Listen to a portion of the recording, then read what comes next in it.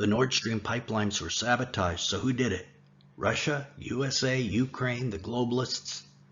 And why? As the new Hebraic year begins, one that some believe is the start of a tribulation, the Nord Stream pipelines 1 and 2 were both sabotaged. The German newspaper Der Spiegel reported that German security officers believe highly effective explosive devices were used to blow a 1-kilometer wide hole in both of the Nord Stream pipelines in the Baltic Sea. The USA CIA had warned Germany that an attack like this was coming weeks ago. The question everybody should be asking is, how did they know? And what did they know? So, was it Russia, the USA, Ukraine, or was it the globalists and the World Economic Forum paying for the hit on the pipeline? That's what we're going to investigate today. It is certainly an event that has end-time implications. So here are the highlights of a German report. It was calculated that the explosive devices had an effective comparable to that of 500 kilograms of TNT. In fact, it was so strong that the monitoring network in Sweden said the first explosion occurred on Monday at 2:03 a.m. Swedish time and had a magnitude of 1.9 on the Richter scale, followed by a second explosion that same day with a magnitude of 2.3. They were like mini earthquakes. So that is a lot of TNT. And the assumptions and estimates support the idea that only a nation-state actor could have been behind the sabotage. The EU was outraged by the attack.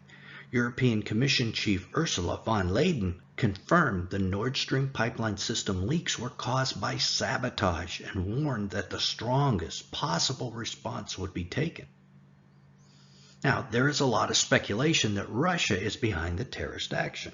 Of course, the pipelines were linking Russia to Europe, and Russia stands to lose financially by having these pipelines blown up.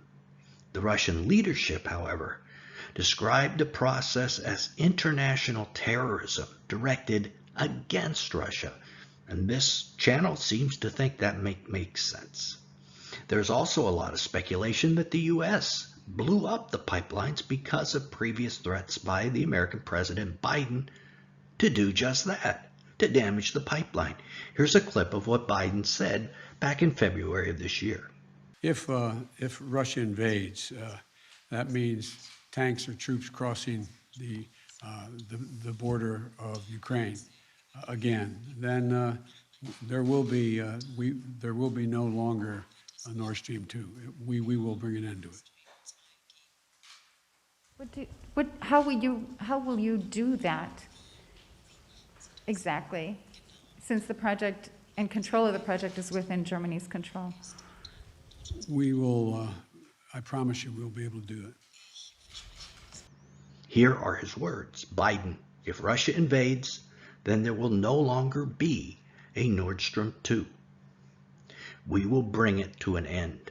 The reporter then asks, but how will you do that exactly, since the project is in Germany's control? Biden, I promise you, we will be able to do that.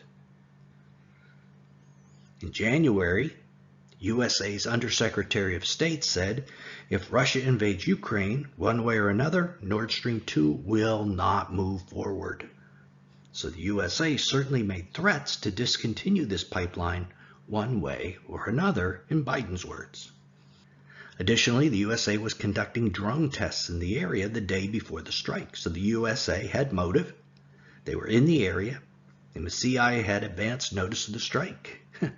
Very suspicious. The timing is very suspicious as well. Only a month away from the USA midterms when Biden's party might lose power. In this popular video that we released after Biden's famous MAGA Republican speech, we theorized that something might happen in the USA to delay the elections or cause them to be held online, with the idea to keep Biden's party in power. Could this potentially be the start of that something? The EU threatened to retaliate. Russia might retaliate, or a false flag event could happen that is blamed on those other nations, but actually originated in the U.S.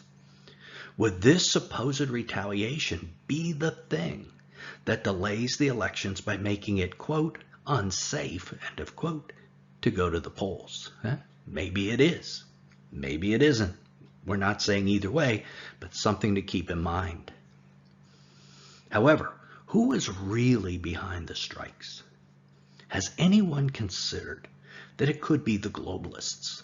You know, the World Economic Forum, the billionaires, guys like Bill Gates, and the central bankers.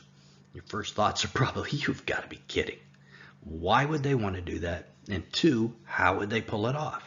Now, if the Biden administration is truly a puppet government, as many suspect, and if it's the globalists who are pulling the strings, well, there's your first answer. They could have commanded the USA to do it. And if the American government truly is a puppet, then the globalists would want to keep their puppet in charge. So it also explains why they might want to delay the USA election or take it online so that Biden's party can stay in power. But the real question then, of course, is why? Why would anyone want to cut off the flow of gas to Europe with what appears to be an apocalyptic winter coming where people can't heat their homes? Who would want to do that? Not Russia, who wants to make money from the sale of their gas. Not the EU, who don't want their people to die. The only people who would want that are those who want to bring about an apocalypse. Those who want economic collapse and the death of millions so they can sweep in as saviors with their Great Reset.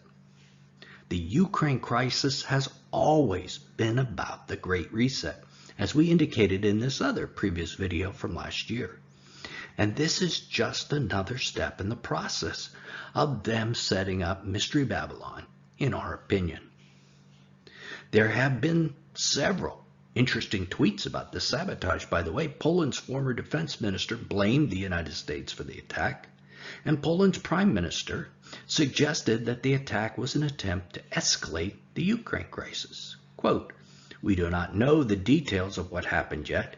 This channel doesn't know either, really, but we can clearly see that it is an act of sabotage. An act that probably marks the next stage in the escalation of a situation in Ukraine." End of quote. When you first hear this, you automatically think he means Russia, but he didn't say that, did he? He said it was an escalation of the Ukraine war. So this has globalist fingerprints all over it, and end-time fingerprints too. To find out what the globalist motives are in the Ukraine, well, click right here. Keep watching and see what Putin was willing to go to war over rather than submit to these globalists. Till then, this is Nelson, and I'll see you there.